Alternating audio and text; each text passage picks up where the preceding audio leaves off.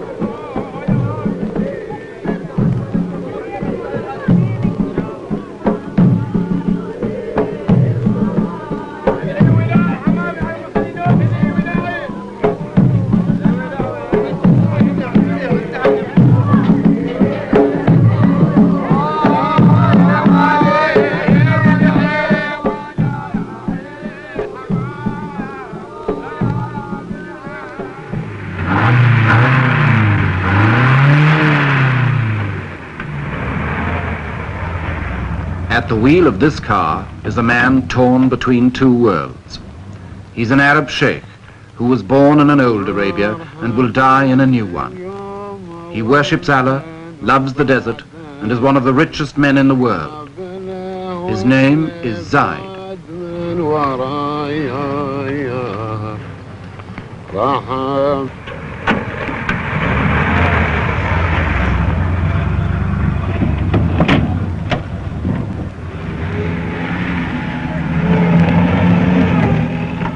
Zaid rules a little kingdom in Arabia called Abu Dhabi.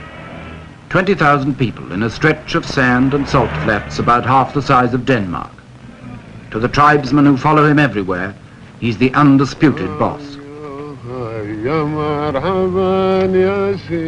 His forefathers ruled the desert from the back of a camel. He rides it in a limousine. But he remains, as they were, the center of tribal life. He's the man you serve, the man you hunt with, and the man you fight for. Above all, he's the man who leads. Wherever Zaid goes, his men go too.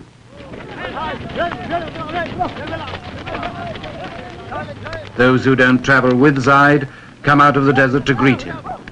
They all owe their loyalty to him, and they all expect rewards from him.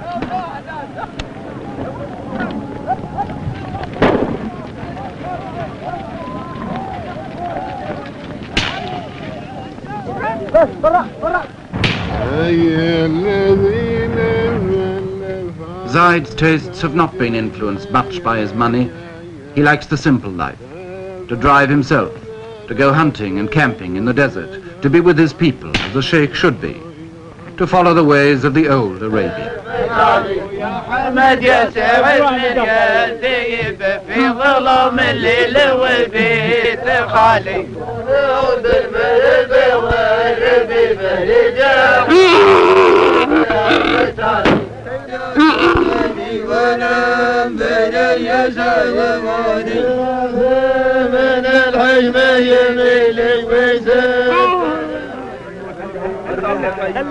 Five or 6 years ago, the people of Abu Dhabi were sunk in the poverty of 1,000 years or more. The 20th century had passed them by. Today, their ruler, Zaid, is one of Arabia's nouveau riche, who's acquired overnight a fortune from oil. His income could give $5,000 a year to every man, woman, and child in the place, enough to make Zaid a multimillionaire. Superficially, the old customs are unchanged. The tent goes up as it always did. The food is prepared as simply as before.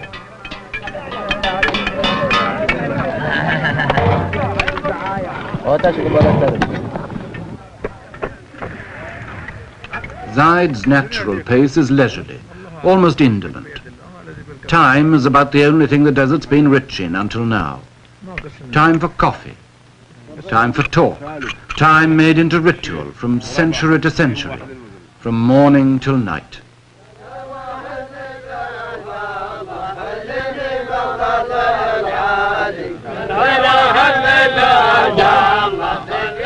These girls will swing their hair, and these men will chant hour after hour. In the desert, there's no rush. At least, that's how it used to be. But Zaid, with his money, has begun to learn better.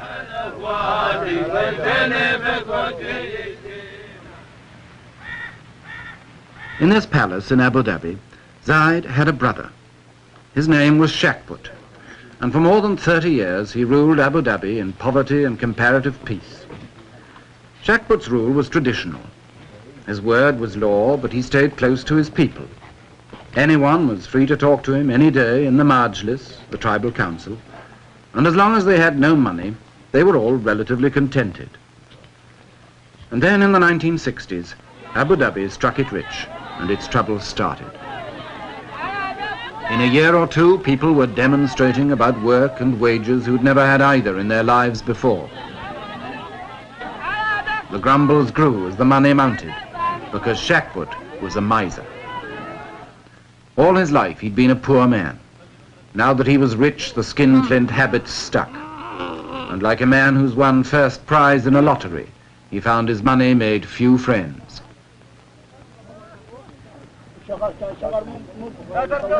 People began to say his brother Zaid would be a better ruler.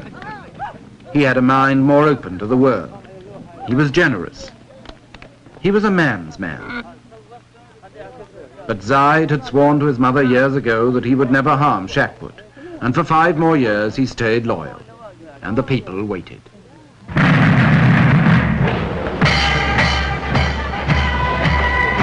The oil flowed. The money poured in, but Shakput wouldn't spend it. He was paralyzed by habit, suspicion, and downright fear. He knew the harsh old world of Arabia. He couldn't meet the challenge of the rich new one.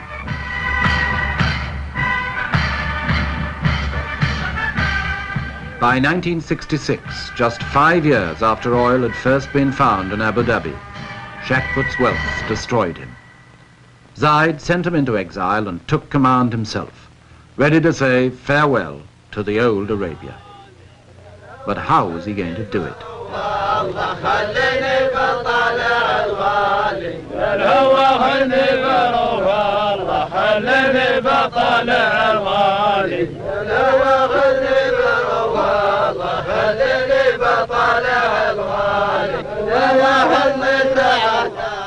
Even with a new ruler, the old life still goes on.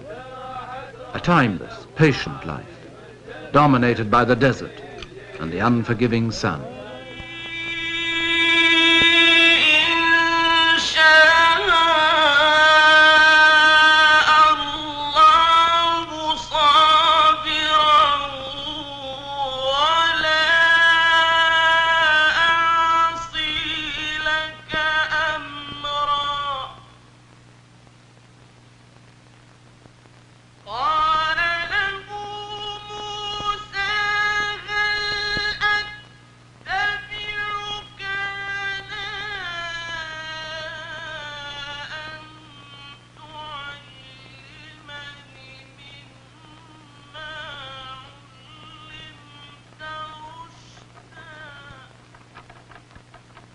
Arabia is a land of terrible heat and terrible bareness.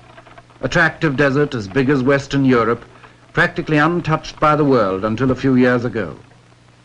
To anybody who doesn't live there, it seems a land of mystery and romance, full of the exotic promise of the veil. There are still people who think of it as the land of harems and the Arabians. In reality, it's a harsh and lonely place.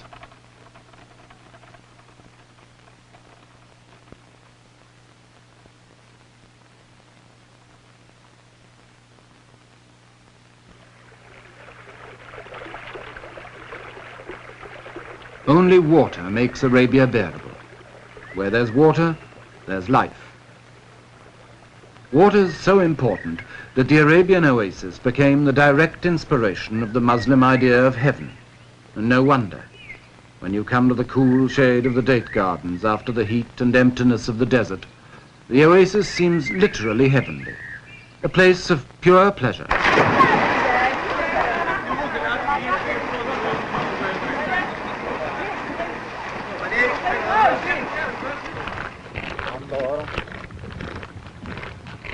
Every well in the desert is like a port. The camel caravans cross the desert like ships cross the sea. There are no frontiers, no fixed territory, no land belonging to anyone. There are just the wandering Bedouin and their camels, as attached to each other as sailors and their ships, bringing their trade to the desert markets.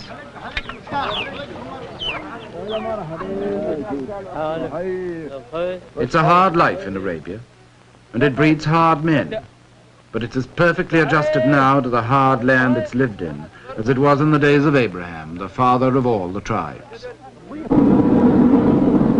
There's still a sort of biblical rhythm about it. If you want to know what the loaves looked like in the Bible parable, here they are, baking in Arabia today just as they did 2,000 years ago on the shores of Galilee. And I don't suppose the fish have changed much either.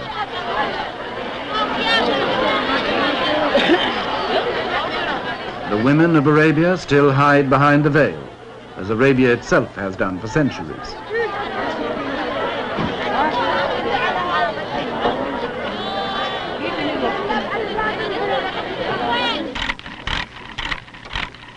Around the coasts, the Arab boats are made today by hand and eye and ancient equipment, much as they were when the spice trade and the slave trade kept them busy from China to the shores of Africa.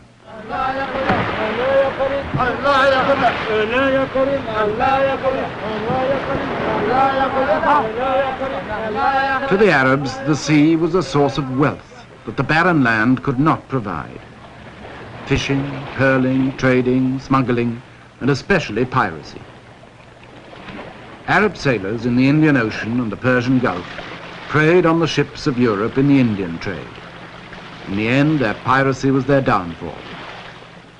With a few naval sloops and some of the queerest treaties ever devised by man, the British Empire imposed on 2/3 of Arabia's coast the thin red line of peace.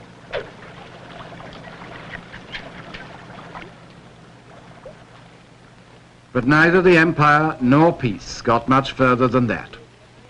The sea was all anybody cared about. As long as that was safe, the land could rot, and so it did, in neglect and perpetual tribal warfare.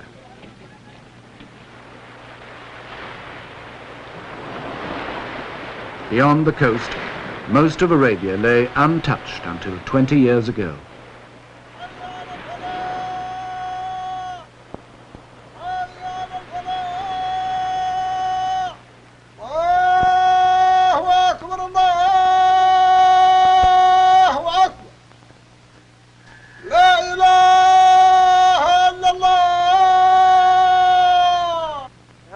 God is great. There is no God but God, and Muhammad is his prophet. The religion of Arabia, by tradition, is as forbidding as the land. It's nearly 14 centuries since Arabia was the birthplace of Islam, but it's still the home of the most devoted of all the followers of Muhammad.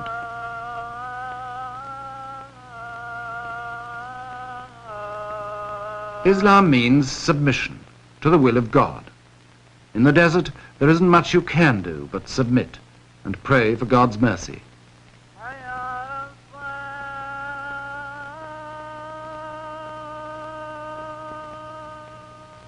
Submission makes everyone equal. A ruler like Zaid is no different from other men in the sight of God. He submits like them, and wherever he is, he prays like them, and with them too. Allahu Akbar. Assalamu alaikum wa rahmatullah. Assalamu alaikum wa rahmatullah.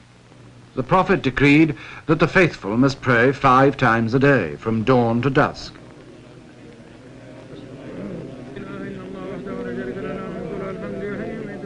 You can pray together or alone, with a priest or without one. But your submission to God is complete. You're his slave. And you can count on your fingers like a rosary in 99 different ways.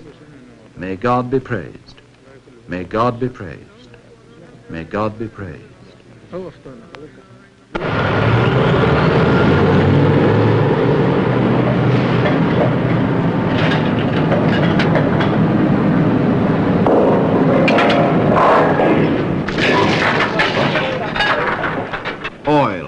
ended the centuries of Arabian isolation.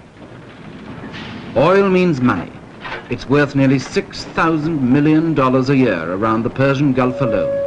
And although most of the Arabian oil fields have been in production less than 20 years, their wealth is cracking the old life of Arabia wide open.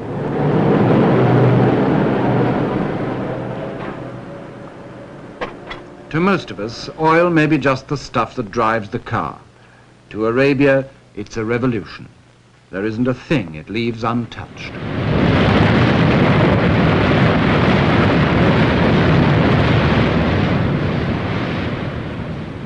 It makes the desert rich. It brings the prospectors and the lawyers and the map makers to divide it.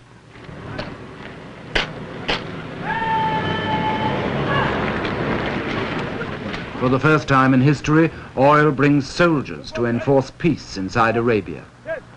Frontiers need soldiers to patrol them. Prospectors need soldiers to protect them.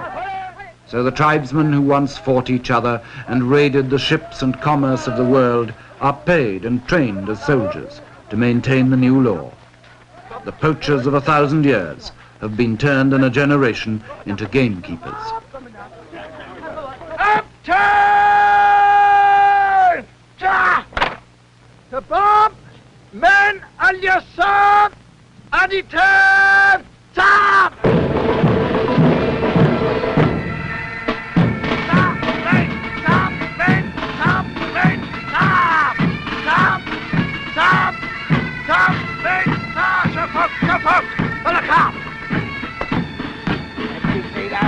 Sida! Wara! Stop! Wait! Stop! Wait! Stop! Stop! Wait! Stop! Wait! Stop!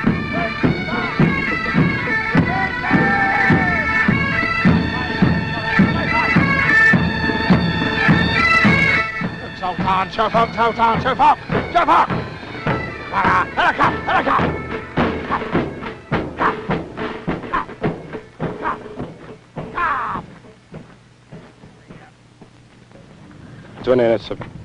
245, sir. 245. Money begins to make its mark everywhere. The sheikh gets millions, the soldier only a scrap, but it buys a new life for both of them. 302, sir. 302. 245. Near train wire.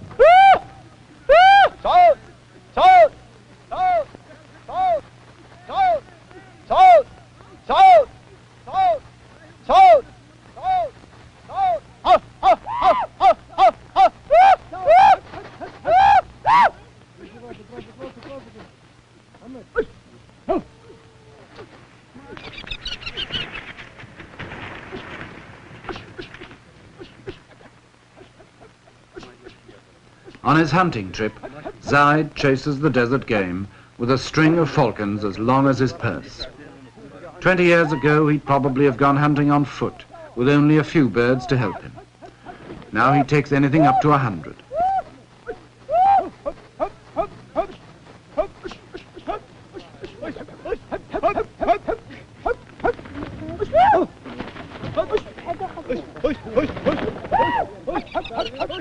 Each of Zaid's followers has a falcon to look after. They train them, stroke them, talk to them, practically sleep with them.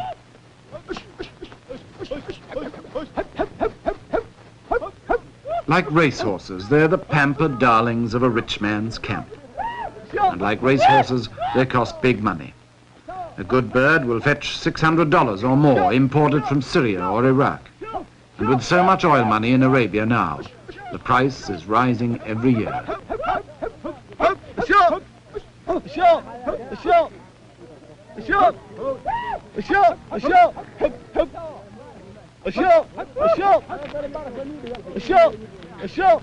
Nothing escapes the touch of money.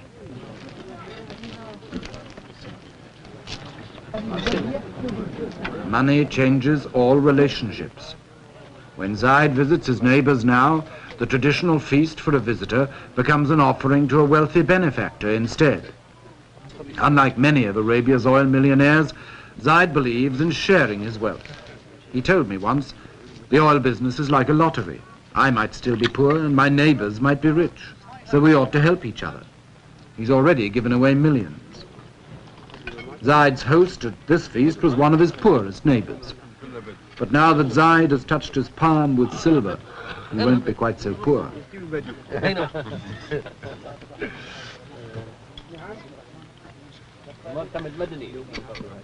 The feast is traditional: goat's meat, chicken and rice.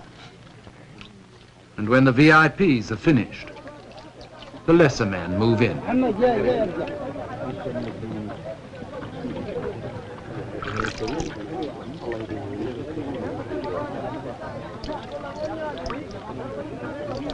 It's always the custom in Arabia for the poor to eat at the rich man's table, or rather, off the rich man's floor.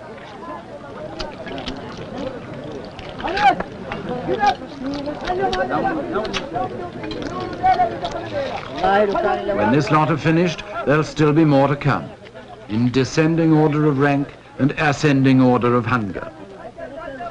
It's not the most elegant spectacle, and it's not the choicest food, but in a harsh and hungry land, any excuse is welcome for a blowout, especially when it's held for a man with money.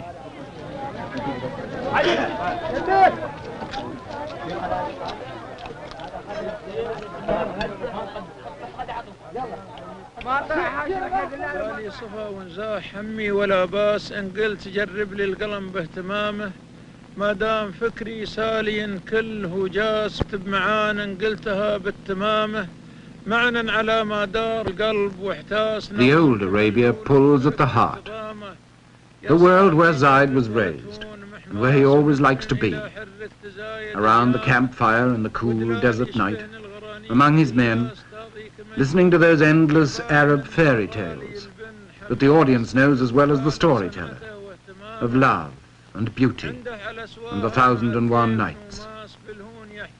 When the hunting's over and the caravan's resting, this is how they've passed the time for 1,000 years.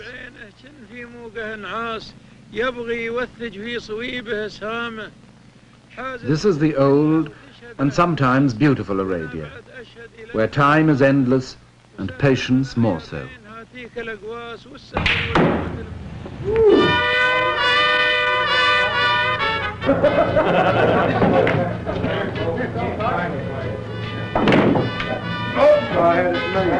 But in the new Arabia, time is money, and that pulls at the purse strings. This is the Arabia of the air-conditioned desert, the sanitized, sterilized caravan of the 20th century, with its international wealth and international accents.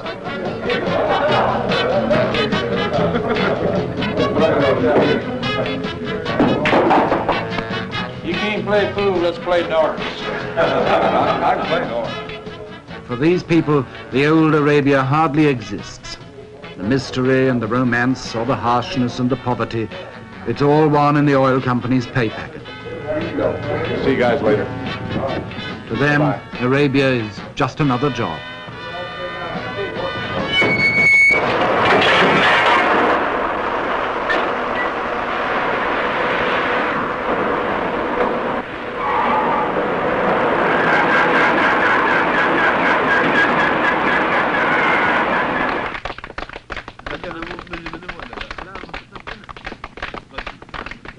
The fairy tale is over, and everyone now will live happily ever after in the dream world of the Arabian Nights.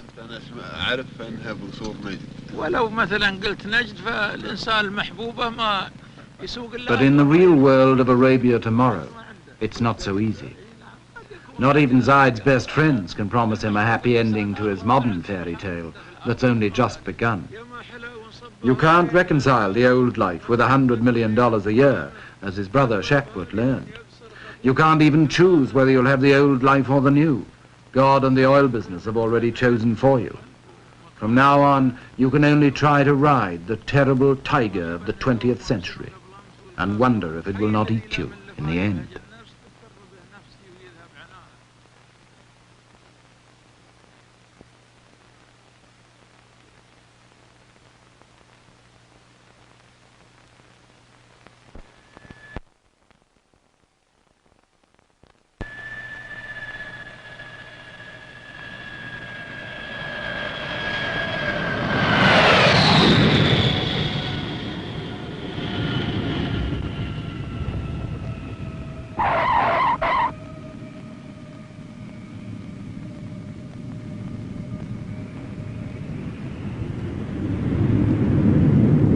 by the international jets and the local runabouts, the vultures of world commerce descend on Zayed's little kingdom.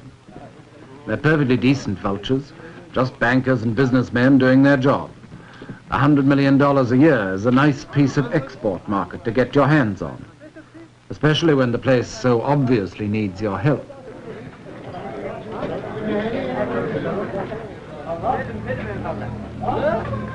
Ten years ago, when I first came to Abu Dhabi, there was only one plane a week. Now there's more than one a day, and the old place can't quite cope.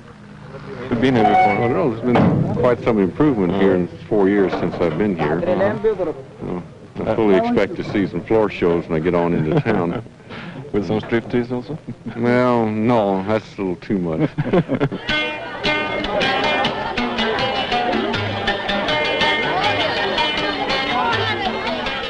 In Abu Dhabi town, at first sight, there isn't much sign of change.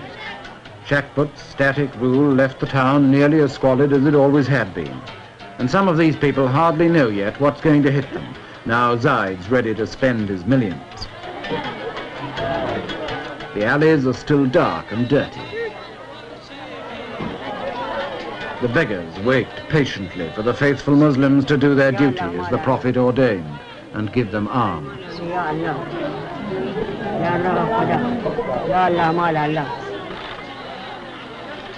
This is what Arabs call the souk, the bazaar or marketplace. And in Abu Dhabi, it's Bond Street and Fifth Avenue and the neighborhood supermarket all rolled into one.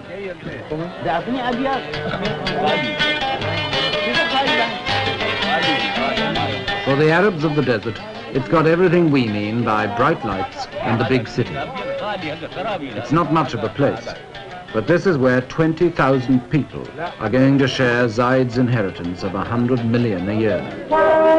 Some of them have got a share in it already.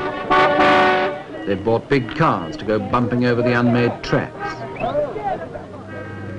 Big lorries to cash in on the building boom.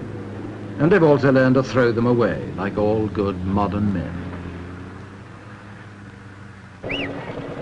There are 4- and 5-floor office blocks instead of shanties, and concrete instead of mud. The modern world, our world, is taking over. I remember, for instance, not long ago, when there wasn't a single bank in Abu Dhabi. Now, these buildings are all banks. Money in the bank means money to buy with, and the beach at Abu Dhabi is piled with purchases.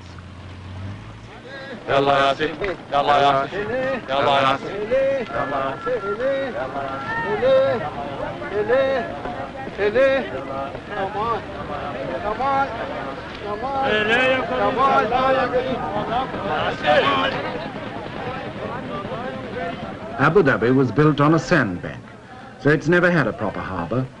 But that didn't matter much when there was nothing but a few dates to ship out and a few tins to ship in. Now the whole modern world is dumped into the sand.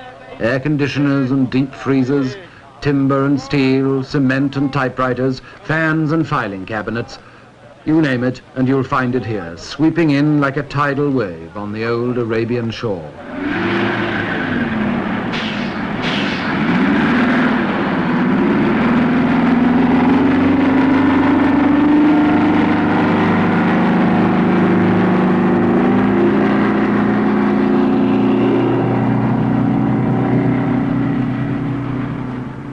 We call these construction machines. They're also weapons of destruction. They can rip up an old road or knock down an old house even faster than they can build new ones. And in Arabia now they can and do tear an old way of life to shreds before a new one is properly begun. Not that many Arabs object. In fact, most of them are only too glad to help with the destruction of their old way of life. They can see the vision of a better life in a bulldozer, and they want a piece of it.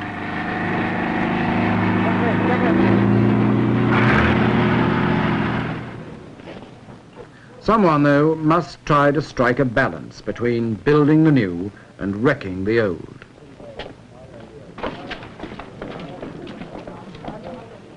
That someone is the ruler, Zayed.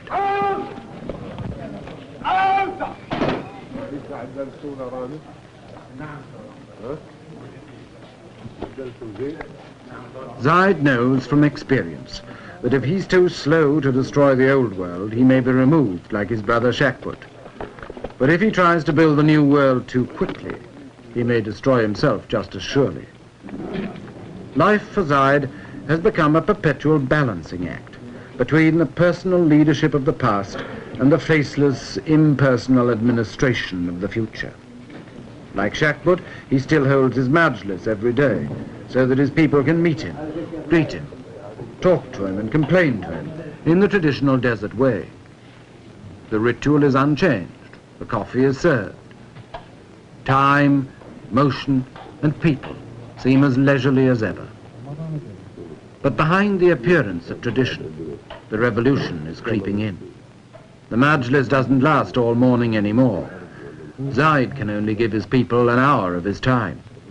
And even that's interrupted by the demands of the modern world.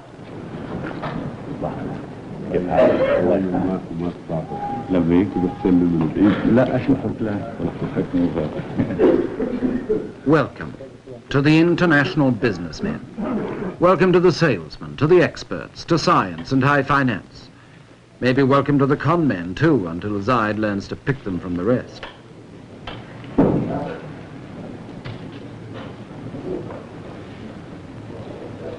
Of course they all sit down together. And of course they're all equal, East and West, the world and Arabia. The courtesies of the old world, mingling with the business of the new.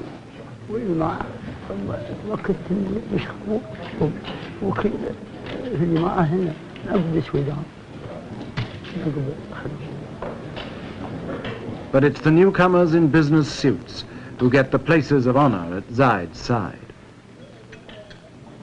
And not just because Arab hospitality demands they should be favored.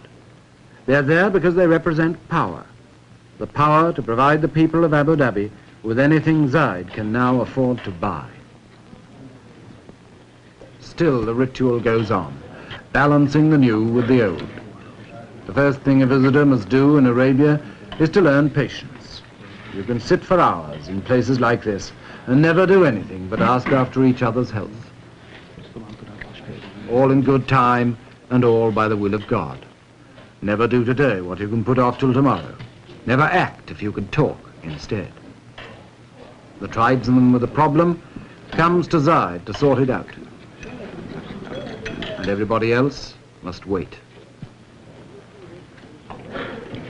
Patience and still more patience.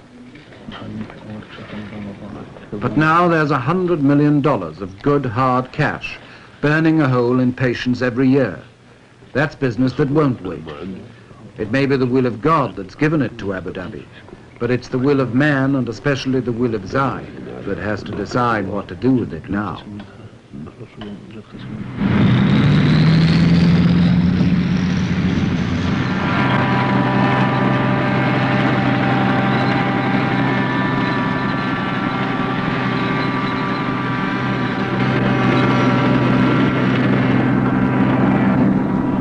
For 5 years after the oil began to flow, Abu Dhabi got nothing but piecemeal changes.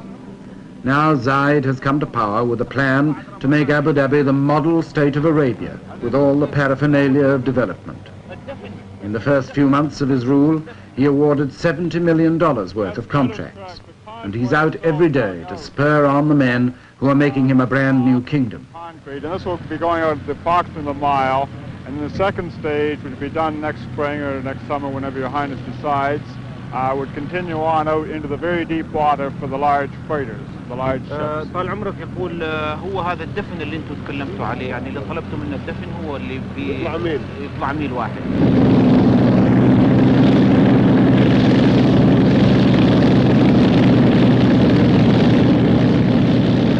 The machines that come ashore on the beach are pounding the desert into new shapes. The men who descend from the aeroplanes are drafting a new world. You are working night shift also? Yes, day and night.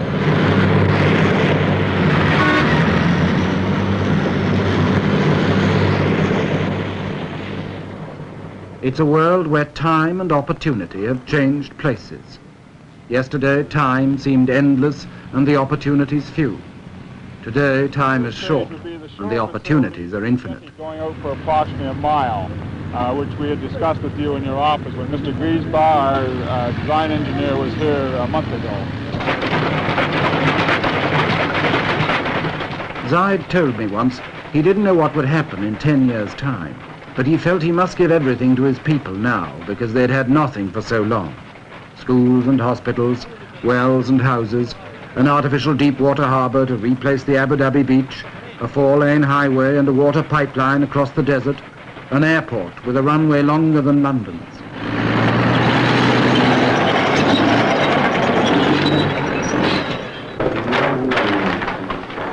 This is just the location of it. Now, you are approximately in this area here, Your Excellency, Your Highness, and as we were going down, the road... Of course it'll change everything. Zaid's told me that too. The first thing to go, he said, would be the Arab's love for his camel. But what's a camel to a VC-10? Oh, he would take very easily 4 or 5 of the big VC-10s. طال يعني المنطقة هذه الآن تسع حوالي 5 طائرات من الطائرات الكبيرة. And of course, the smaller the DC-3s, it would take quite a few. See, one of the difficulty things that we don't know how many aircraft will be coming in here, Your Highness, and this is one of the things which you yourself will have to decide is how many airlines you'll permit to come into Abu Dhabi. And this will, of course, govern the number of aircraft here at any one time. Decide. Choose. Act. Sometimes, under these new imperatives, Zaid acts pretty hastily and harshly.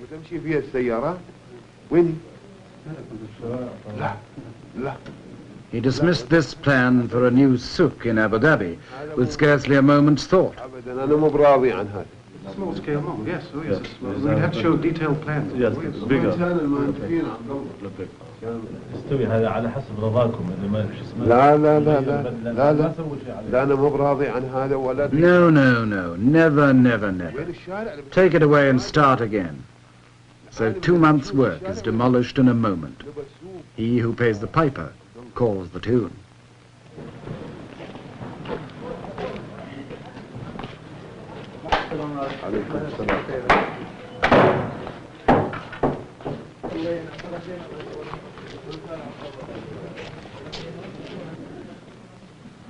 In the courtyard of Zaid's palace, the centuries slide back again. A moment ago, Zaid was the modern oil tycoon, aloof and decisive. Now he's back in the role of sheikh, the universal uncle to his people, the feudal lord with his followers, in procession to the daily feast.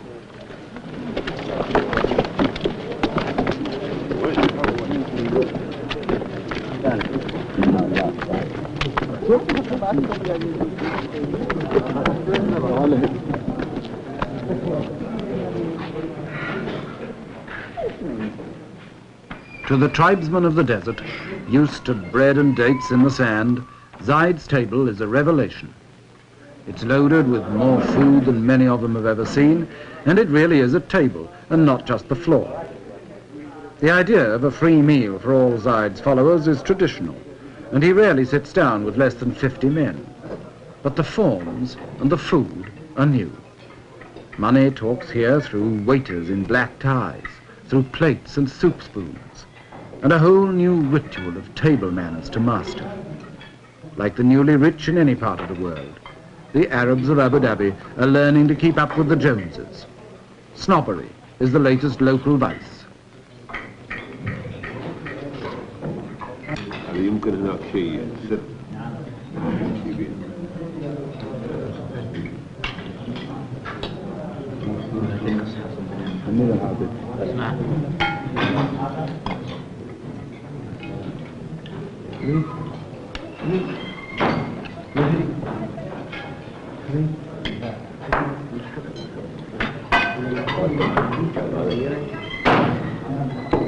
These are our rulers. These are our rulers. Good.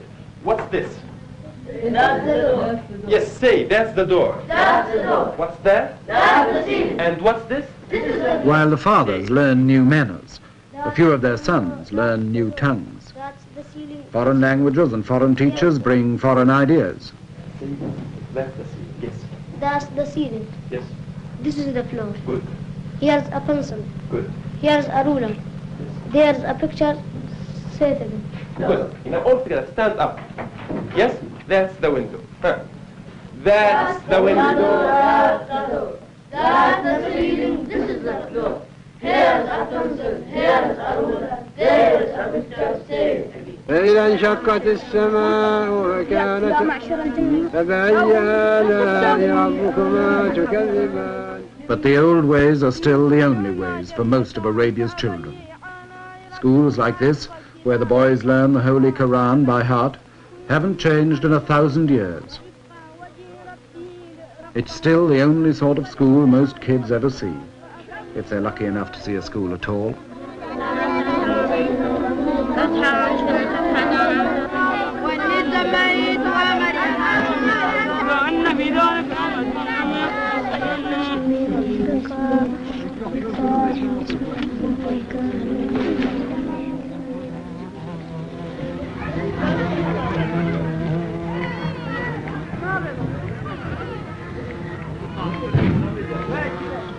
The romance of the old Arabia was always a bit of an illusion. In reality, the place was and still is full of desperate poverty and sickness. There wasn't a single hospital in Abu Dhabi until a few years ago, and doctors were hardly ever seen. Now there's this American mission hospital, overburdened, overcrowded, forced to compromise, like everything in Arabia, between modern standards and old habits. It's something that we have not wanted to exist, these patients being in all together, but we've been working on it, and we haven't come up with a good answer, simply because we don't have enough staff to watch all the doors. We lock the front door and they come in the back door or the side door. So we have gotten sort of used to it over the years, so that now we don't mind it much. When they're all in there together, it's their hard luck if they can't have the privacy of a personal examination with the doctor. The little children often have diarrheas or fever, colds, and sores and abscesses and such to take care of. And then the local Arabs seem to have their share of accidents, falling out of a palm tree or off of a camel. And they seem to be sort of dangerous. They may fracture a limb or break a hip. And most all of the people are suffering from eye ailments of one sort or another, from the youngest child to the oldest man, with the ailment of trachoma, which is about 99% prevalent here. Many of them are suffering from tuberculosis. More and more we are detecting this disease as we go on with X-ray.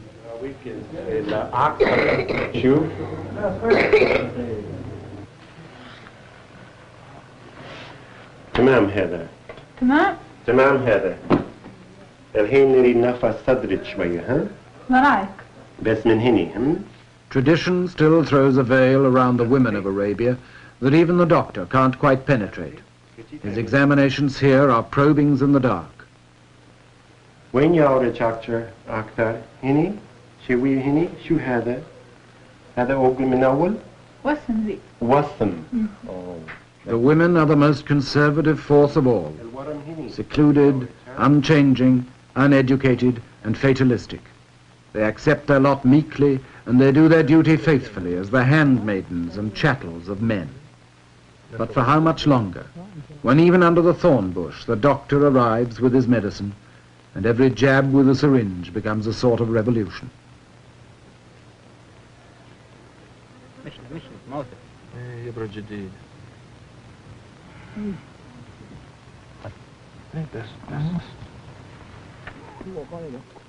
Some of it may be still a bit like faith healing.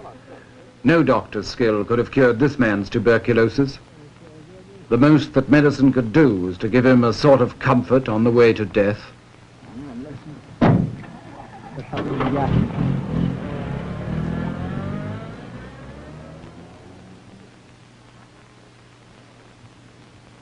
But if the 20th century medicine doesn't always work, it does challenge that submission to the will of God that accepts death whenever it likes to strike. So Islam itself comes under attack. God's will always seems more flexible when you can meet it with a millionaire's money. I'll be honored to present the estimates for Abu Dhabi for the year 1967. The total revenue, as estimated, is 41,202,080 dinars. For the ruler, the days are over when he had so little money that nobody cared how he spent it. Now Zaid must have a budget and a British accountant to keep the books. Development expenditure is estimated at 23,275,671 dinars. Every penny is another nail in the coffin of the old Arabia, and maybe in the life of Zaid too. Dinar. You haven't included the airport building here, the terminal building, have you? The airport building hasn't been tendered for. It hasn't been tendered for. But this goes in the lump sum, does it? That goes in the lump sum of 10 million down here, yes. When I said that this included all the expenditure, there are things like the police, for instance, where it's impossible to get a true estimate. We have to wait the arrival of the new people to give us these estimates. I've put in 1/3 dinars for them to give them authority to spend. Outside Zaid's office, time still seems endless and patience still comes easily. His people have given up their lives to Allah. What God wills, they still accept.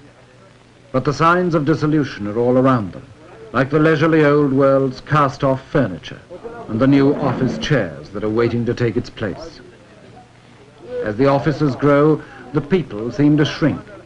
When Zaid was simply the leader of a tribe, these men could meet him every day. Now he's the administrator of a modern state. He's forced to shut them out of his life. They can only wait while the world moves in a business suit.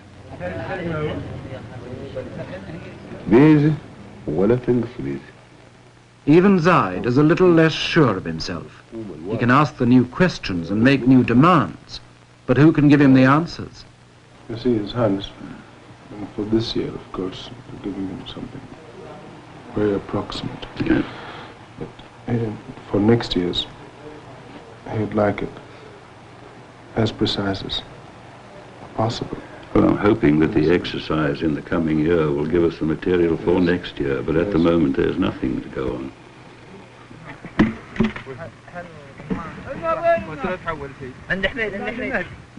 From their uncertainty about the new way of life, Zaid and his men go back to the desert as often as they can. The desert is still home, the place they knew before they were rich, and the only place they will really know until the day they die. In the desert for a day or a week or a month, they can go back to their old and simpler ways, to a genuine sense of comradeship that the modern world leaves no time for. There are no budgets and civil servants here, no plans, no figures, no complications, no closed office doors. نحن ناوي بنسيلكم قلنا الشيوخ قيلوا والشيوخ ما عندهم دله ونحب نسوي لهم القهوه. There's the sky, the heat, the emptiness, and the infinity of time that they've always understood. Out here, they can all be sure of themselves again. They can relax and be men again. Or perhaps, being only men, they can just be boys.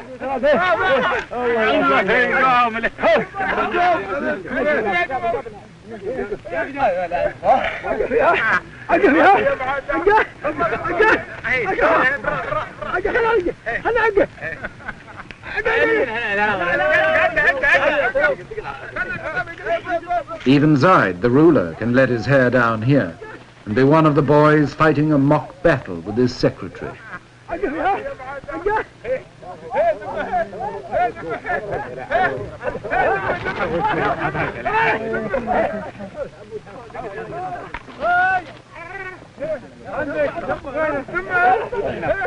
On trips like this, the desert is an escape, a recovery of innocence, a return to Eden. But like all escapes, it's also an illusion. The innocence is lost and will never be recaptured. because the old Arabia of isolation, hardship, and tribal war in which it flourished has been swept into the world at last. The unknown land has been more than just discovered. It's been uncovered in the past 10 or 20 years and dragged naked into everybody's sight.